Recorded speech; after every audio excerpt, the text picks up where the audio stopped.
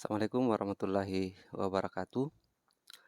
Kembali kita melanjutkan ya mata kuliah kita sejarah sastra. Kalau minggu lalu kita sudah bahas prode 20-an atau biasa disebut juga sebagai angkatan Balai Pustaka atau angkatan 20-an. Pada kesempatan kali ini kita akan membahas prode kesastraan 30-an atau biasa juga disebut angkatan 33, dan banyak juga yang menyebutnya sebagai angkatan Pujangga Baru, sebagaimana majalah yang mereka gunakan disebut sebagai Pujangga Baru ya. Oke, kita masuk dulu latar belakang ya tentang lahirnya angkatan ini, angkatan Pujangga Baru. Di minggu lalu kita sudah bahas bahwa di angkatan Balai Pustaka itu banyak kekangan ya, tertekan. Harus ada aturan-aturan sehingga karya-karya bisa diterbitkan. Terutama hal-hal yang tidak boleh berbau politik. Dan intinya karya-karya hanya bersifat pengajaran ya, yang didaktik, yang bersifat moralitas dan pendidikan. Bahkan banyak di Balai Pustaka itu menulis ulang ya cerita rakyat. Karena adanya nota ringkes itu yang kemudian membatasi, sehingga di sini karena adanya ketidakbebasan itu akhirnya mereka beberapa kelompok sastrawan dan kritikus sastra itu kemudian mendirikan namanya Balai Pustaka. Pujangga Baru ya, ini alasannya. Balai Pustaka banyak kekangan sehingga mereka butuh tempat baru untuk kemudian mengekspresikan ketidakbebasan itu. Kemudian kalau kemudian di Balai Pustaka karakteristiknya bersifat pertentangan adat istiadat, berbicara hanya pada wilayah kawin paksa, maka Pujangga Baru kemudian hadir dengan semangat baru ya, termasuk gairah gairah perjuangan, dan terutama cita-cita baru. Ini sebentar kita akan bicarakan karena cita-cita baru ini kemudian melahirkan polemik pertentangan antara beberapa tokoh di Indonesia saat itu, baik yang bergelut di wilayah sastra dan kebudayaan termasuk di wilayah pendidikan. Hal-hal tersebutlah kemudian yang melahirkan ini Balai Pustaka. Berkumpullah beberapa tokoh seperti tadi yang saya sebut, kritikus, sastrawan, dan beberapa yang berhubungan dengan itu termasuk wartawan ya, melahirkan ini Pujangga Baru. Diantaranya ada Sultan Takdir Ali Syabana yang menjadi tokoh sentral nantinya, ada Armim Pane dan lain-lain, termasuk juga sebenarnya Sanusi Pane, tapi agak bertentangan dengan saudaranya Armim Pane nanti pada wilayah cita-cita baru ini. Mereka berkumpul untuk memperbarui sastra dan kebudayaan Indonesia menuju yang baru. Oke, yang baru itu apa? Sebentar kita akan bahas. Angkatan ini disebut Pujangga Baru atau angkatan 33 sesuai dengan majalah yang dinamakan sebagai majalah Pujangga Baru ya. Oke, kita lihat semangat yang mendorong lahirnya angkatan ini. Yang pertama tentu saja semangat persatuan. Sudah ada semangat nasionalisme di sini lahir ya, kesadaran nasional untuk mempersatukan orang-orang yang ada di Indonesia, terutama dalam membentuk bahasa persatuan. Makanya Sultan Takdir Ali Syabana salah satu tokoh yang sangat juga memberikan sumbangsi yang luar biasa terhadap perkembangan bahasa Indonesia awal ya. Ini yang pertama yang mendorong lahirnya. Kalau kemudian di Balai Pustaka kemarin saya katakan bahwa itu ditekan, dan mereka sudah bersekolah misalnya, sudah banyak yang mengenyam pendidikan dengan adanya politik etis itu, ya akhirnya mereka menyadari ada kesadaran nasional bahwa kita mesti bersatu. Ya kan, dan kemudian alasan yang kedua yang mendorong lahirnya ini angkatan ini adalah karena keinginan untuk bebas dari segala keterikatan ya, serta kekangan-kekangan dalam melahirkan perasaan, gagasan dan kehendak cetusan rasa dan kedinamisan jiwa masing-masing. Ya, ekspresi itu kan susah ditekan ya. Makanya akan membludak nanti di angkatan 45 pada wilayah ekspresi, yang kemudian melahirkan beberapa sastrawan yang sangat individualis itu karena mereka selama ini tertekan di periode kolonialisme ya. Ini mulai sebenarnya di angkatan ini. Sudah merasakan bahwa kita tidak bisa ditekan ya dari untuk sebuah menghadirkan ciptaan ya, dalam hal ini karya sastra. Gagasan kita tidak perlu ditekan. Itu.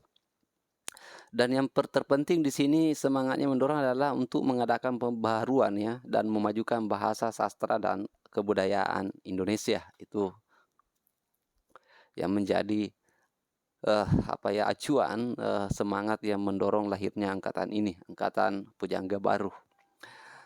Oke, kita bahas sedikit tokoh-tokohnya ya. Ini saya sebutkan, Anda baca. Saya pikir ada di Syamokit yang dikirim oleh Bu Suwarni, buku ya yang mengenai sejarah sastra. Anda bisa baca di situ mengenai tokoh-tokohnya di situ. Yang terpenting yang perlu Anda pahami bahwa tokoh utama Pujangga Baru ini adalah Sultan Takdir Ali Syabana. Ada Amir Hamzah dengan beberapa kumpulan puisinya dan termasuk Armin Pane dengan beberapa novelnya ya.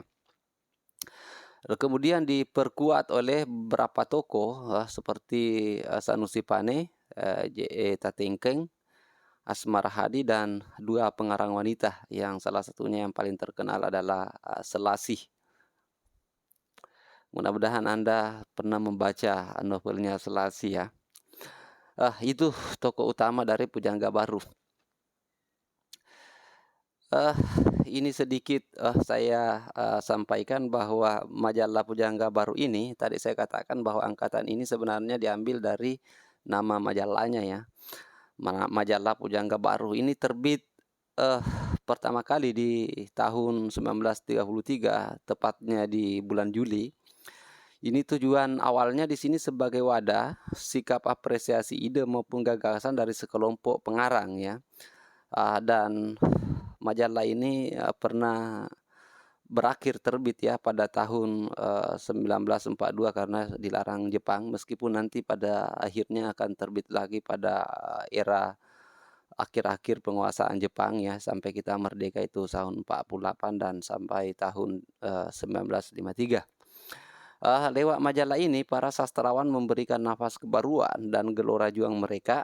Konsepsinya sudah terlihat pada wilayah karya sastranya. Kita akan bahas beberapa karya sastra di sini yang menandakan ciri angkatan ini sebentar di slide selanjutnya. Ini tujuan penerbitan Pujangga Baru di sini adalah sebagai wadah berkumpulnya sastrawan yang sebelumnya tercerai-berai. Ya kan, ya karena selain di Balai Pustaka ya, saya cerita ulang, selain karena adanya beberapa syarat untuk menerbitkan di situ, sebenarnya ada majalah-majalah yang lain, tapi tidak bisa, artinya mereka tercerai-berai gitu.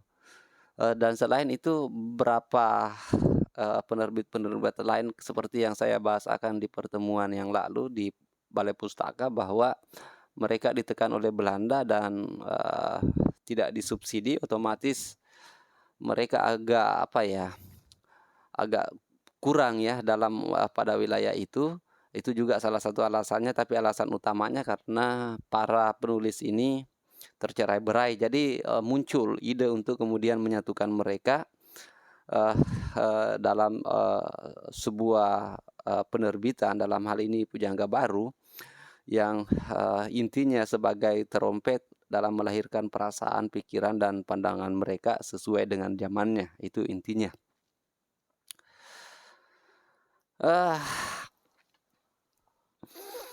Ini ya, sebagai Pujangga Baru, sebagai nama angkatan, sebenarnya di sini adalah cita-cita mewujudkan ya kebudayaan baru, yakni persatuan Indonesia. Dari awal tadi saya katakan bahwa sudah muncul semangat itu, semangat nasionalisme ya. Dan yang terpenting untuk mewujudkan cita-cita menuju kebudayaan baru ya. Jadi kebudayaan lama itu dianggap kebudayaan jahiliyah ya, yang kalau itu terus dipertahankan, kita tidak bisa berkembang. Begitu menurut pandangan-pandangan yang ada di kelompok ini yang dipimpin oleh Sultan Takdir Ali Syabana. Menurut dia sejarah Indonesia itu sebelum 1926, ya kan. Sejarah Indonesia yang sebelum 1926 itu dianggap pra-Indonesia, ya. Jadi, ngapain kita pertahankan itu? Itu adalah zaman jahiliyahnya kita, begitu, pandangan mereka. Di mana tradisi yang menjadi penghambat sehingga kebudayaan lamban, dan, selalu bersifat tradisional, itu. Jadi ngapain kita misalnya pertahankan pantun, syair, kalau itu yang terus kita pertahankan, kita tidak bisa bersaing, dengan, kesusastraan barat atau kesusastraan dunia, itu pandangan ini. Jadi tidak usah kita pertahankan itu, kita tinggalkanlah, kita menuju ke budaya yang baru zaman sekarang yang berbeda, kita harus menuju ke modern. Itu, ya, apa ya, salah satu, eee, cita-cita ya dalam, komunitas ini yang mereka sebut dengan kebudayaan baru. Ya, kita ini sudah masuk di era ini yang baru, zaman Indonesia, menurut dia adalah setelah tahun 1926. Kita harus mengikuti, kebudayaan sekarang, kebudayaan modern yang progresif, materialistik, dan, intelektualistik. Ini sesuai dengan semangat zamannya kan, yang progresif dan materialistik ya, karena pada era itu juga beberapa paham materialisme sudah berkembang. Nah, itu juga yang menjadi acuan mereka untuk, jadikan bahwa kita harus meninggalkan Indonesia lama. Indonesia lama, sekali lagi saya ulang, Indonesia lama itu katanya yang sebelum 1926. Nah, ini zaman modern kita harus meninggalkan itu. Nah, itu sebagai nama angkatan. Ah, menurutnya Indonesia harus berani mengambil unsur-unsur kebudayaan barat. Ya kan, jika ingin maju itu kan membentuk kebudayaan baru. Jadi kita harus membentuk kebudayaan baru yang ekspresif dan, progresif. Tinggalkan itu kebudayaan lama, adat istiadat yang mengekang, yang tidak bagus untuk kita, itu kita tinggalkan, ya kan. Nah, itu kebudayaan baru, modern, yang modern supaya kita bisa bersaing. Ini hal-hal yang mendasar dari angkatan, Bujangga Baru ya. Akhirnya karena pendapat-pendapat itu, gagasan itu kemudian berpolemik. Itulah yang disebut dengan polemik kebudayaan, ya kan. Polemik kebudayaan baru di sini terbagi pada wilayah dua kelompok, sastrawan, tokoh-tokoh kebudayaan, tokoh-tokoh kependidikan itu terbelah ya. Sebagian mendukung, kelompok dari Sultan Takdir Syabana yang menuju Indonesia baru. Sebagian yang lain masih ingin mempertahankan kebudayaan lama, ya kan, dan mengambil katanya beberapa bentuk kebudayaan lama yang, masih penting untuk kita, pakai itu, dalam, polemik ini. Makanya Sanusi Pane di sini mengatakan bahwa kebudayaan baru itu adalah perpaduan kebudayaan barat dan timur, ya kan. Ya, kita mengambil yang barat, hal-hal yang positif, sedangkan yang di timur, kita tetap harus mempertahankan, termasuk pada wilayah ini kebudayaan yang berhubungan dengan keluhuran budi, perasaan kolektivitas, ya kan, yang gotong royong dan lain-lain sebagainya, termasuk, pada wilayah spiritualnya kita, ya kan. Barat pada wilayah itu kan berkembang paham, tentang ateisme dan lain-lain. Makanya Sanusi Pane ingin, tetap kita, menggabung keduanya. Kita mengambil sisi positif dari barat, tapi, tetap kita mengambil hal-hal yang menurut kita, sangat penting, di kebudayaan kita. Utamanya misalnya tadi saya sampaikan tentang keluhuran budi, kolektivitas dan, spiritualisme. Kalau kemudian di barat kan itu sangat individualis. Itu. Sedangkan Armim Pane di sini berpendapat bahwa, kita lebih baik, tetap pada kebudayaan sendiri, ya kan. Kita hanya dapat mengambil unsur kebudayaan lain dengan garis pertumbuhan kebudayaan sendiri. Intinya, mengambil yang baik di barat, di timur, atau di mana saja. Ya kita bisa mengambil dari mana saja, tapi yang baik, yang kurang baik jangan. Nah, itu kalau Armin Pane. Ya ini makanya terlahirlah polemik kebudayaan ini, ada pro barat dan ada pro timur. Ini kemudian dicatat oleh Kartamiharja pada tahun 1948 yang kemudian, dinamai sebagai, polemik kebudayaan. Kalau Sultan Takdir Ali Syahbana di sini konsepnya ya kalau kita ingin maju maka kita harus mau menggali tenaga dan mergu roh barat. Kita harus mau belajar dari barat, tinggalkan itu kebudayaan lama kita yang tidak penting, ya kan? Ya kan, Armin Pane dan Hamir Amsa berbeda, pandangan dengan Sultan Takdir Ali Syahbana. Dia, berpendapat bahwa keindonesiaan kita haruslah berakar pada budaya asli. Kita punya budaya asli, dan tetap menyandarkan pada potensi, kerohanian, ya kan, religuismenya, ya kan. Nah itu. Ini berpolemik lama termasuk yang banyak berkomentar juga di sini, Ki Hajar Dewantara juga. Sayang saya tidak mengambil pendapatnya di sini, Anda bisa melihat di buku sejarah sastra tentang polemik kebudayaan, tentang beberapa tokoh yang berpolemik pada wilayah itu. Saya pikir, itu ya tentang polemik kebudayaan Anda cari sendiri, referensi tentang polemik itu, karena keterbatasan durasi kita, karena kita sudah masuk di menit ke-16. Ini kemudian melahirkan surat kepercayaan gelanggang di sini pada era itu. Artinya, di sini ada beberapa poin dalam, surat kepercayaan gelanggang sebagai bentuk dari polemik kebudayaan di situ. Yang pertama poinnya di sini, kalau kami berbicara tentang kebudayaan Indonesia, kami tidak ingin kepada melap-lap kepada hasil kebudayaan lama sampai mengkilat dan untuk dibanggakan. Intinya di sini mereka yang tidak usah kita mengagungkan kebudayaan lama kita. Ya kalau dalam kesusastraan tidak usah kita mengagungkan tentang pantun, syair, hikayat itu. Ya kita tidak usah melap-lap itu sebagai untuk mengkilat ya, untuk kita pertahankan ya kan. Nah itu maksudnya tidak bangga, itu tidak penting, kita harus tinggalkan itu. Ya kan, ya kita yang menentukan. Makanya di poin selanjutnya dia mengatakan bahwa kami adalah ahli waris yang sah dari kebudayaan dunia. Ya kan, kita ini bagian dari kebudayaan dunia dan kebudayaan ini akan kita teruskan dengan cara kami sendiri. Ya kan, ya kita buat yang baru lah. Ya kan, nah itu. Ini yang luar biasa pada wilayah peristiwa ya peristiwa yang luar biasa pada periode ini itu periode polemik kebudayaan.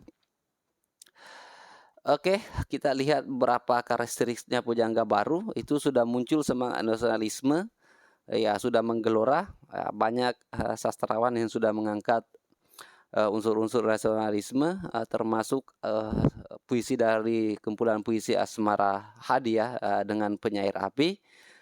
Tema-tema juga dalam karya sastra itu sudah beragam ya dibanding dengan Balai Pustaka yang pertentangan adat, kawin paksa, ya kan.